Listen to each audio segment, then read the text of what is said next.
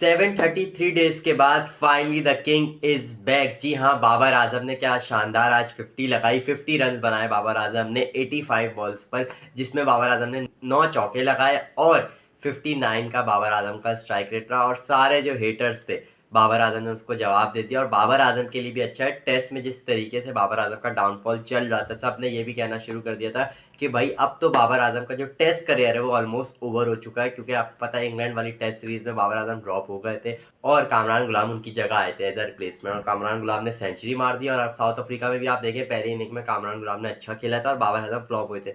तो बहुत लोग ये बातें कर रहे थे कि भाई बाबर आजम की जब टेस्ट में जगह है वो नहीं बनती है, अब उसको आपको वाइट बॉल फॉर्मेट में ही सिर्फ खिलाना चाहिए, क्योंकि 18 प्लस इनिंग्स हो गई थी बाबर आजम की, एक 50 निकल कर सामने नहीं आई थी। तो बहुत लोगों ने ये बात करनी तो थी। और बाबर को हेटर्स की भी कभी नहीं है बाबर आजम की। तो बाबर आजम के जो हेटर्स, उन्होंने एक कैंपेन चलाई कि भाई बाबर आजम को टेस्ट से ड्रॉप कर दो। लेकिन आज बाबर आजम ने, जब सब फ्लॉप हुए, तब बाबर आजम की हाफ सेंचुरी आई। क्या शानदार हाफ सेंचुरी आई बाबर आजम की तरफ से। और आज एक और बार बाबर आजम ने प्रूव कर दिया, अगर बाबर आजम नहीं चले तो ये पूरी टीम फ्लॉप हो जाती है। आपने देखा सिवाय सऊद शकील और बाबर आजम से कोई भी बैटर से इतनी अच्छी बैटिंग निकल कर सामने नहीं आई। सिर्फ इन दोनों की बैटर्स ने बड़ी शानदार बैटिंग की। सऊद शकील ने पहली इनिंग्स में भी अच्छा स्टार्ट दिया था, पाकिस्तान को लगातार 3-4 चौके मारे थे आते साथ, लेकिन आउट हो गए थे। लेकिन सेकेंड इनिंग्स में उन्होंने 80 प्लस रन बनाए। सलमान अली आगा और रिजवान पूरी तरीके से दोनों इनिंग्स में आप कह सकते हैं एक तरीके से फ्लॉप शो रहा दोनों की तरफ से।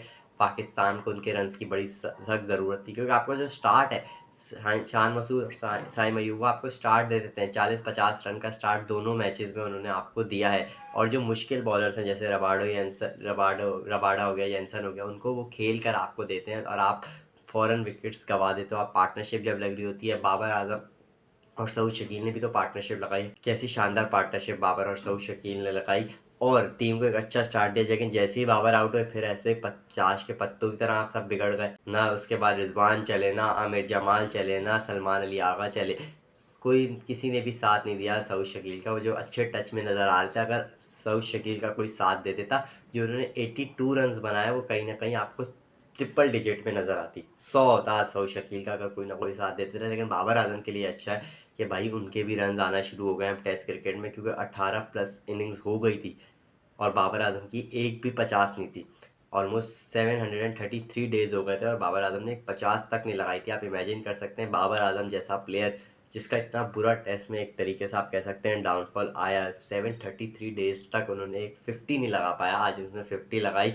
बहुत ही रिलीफ फील किया बाबर आजम ने, जिस तरीके से सेलिब्रेट कर रहे थे, ऐसा लग रहा था एक बहुत ही सर का जो बोझ है, सर से बाबर आजम का जो बोझ है वो उतर गया। और बाबर आजम इस तरीके से बाबर आजम ने ऊपर थैंक यू किया, क्योंकि भाई बहुत ज़रूरत थी टेस्ट क्रिकेट में। स्पेशली हमने देखा था वाइट बॉल फॉर्मेट में भी वापसी की, लगातार बैक टू बैक 250 आए ओडीआईज में अच्छा टच लग रहा है। और चैंपियंस ट्रॉफी से पहले पाकिस्तान के लिए अच्छी खबर है, बाबर आजम का टच वापसी आ रहा है, तो पाकिस्तान के लिए ये बड़ी अच्छी न्यूज़ है। बाबर आजम लगातार वाइट बॉल से कन्वर्ट हो गया, अब रेड बॉल में भी बाबर आजम आपको रन बनाते हुए नजर आ रहे हैं। तो बहुत सारी अच्छी न्यूज़ है बाबर आजम के फैंस के लिए। हेटर्स उनके अभी भी रो रहे हैं कि भाई बाबर आजम ने अच्छा नहीं खेला, बाबर आजम ने विकेट फेंक के गया, बाबर आजम की वजह से कोलैप्स हुआ। तो ये बहुत सारी बातें निकल कर सामने आ रही हैं। तो फिर अब जिनको जलना है तो वो तो जलेंगे, लेकिन जो बाबर आजम को सपोर्ट करते हैं, बाबर आजम के फैंस हैं, उनके लिए आज बाबर आजम की बड़ी शानदार इनिंग्स निकल कर सामने आई।